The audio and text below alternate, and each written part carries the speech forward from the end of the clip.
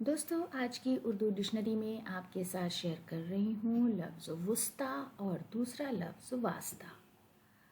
सबसे पहले देखते हैं कि लफ्ज़ वुस्ता का क्या मतलब होता है। इसका मतलब होता है बीच का, दरमियाना, मध्य या केंद्र, middle, central, mid most, middle part और पॉइंट और place of great activity, centre और मिडिल। ये होते हैं इसके मतलब।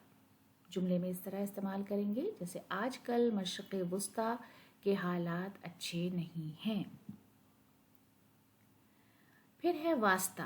वास्ता का मतलब है रिश्ता, ताल्लुक, निस्बत, नेज़, सरोकार, गरज, काम, किसी किस्म का ख़ास ताल्लुक जो दोस्ती, आशनाई या मोहब्बत से हो, लगाव, रब्ते मोहब्बत और निस्बी ताल्लुक।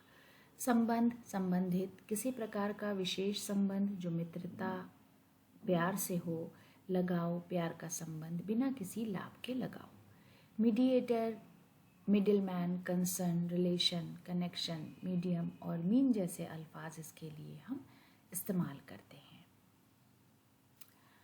जुमले में इस तरह इस्तेमाल करेंगे, मेरा इन सब बातों से कोई वास्ता नहीं है, यानी इन सब बातों से मेरा कोई ताल्लुक नहीं है, कोई संबंध नहीं है, कुछ लेना देना नहीं है।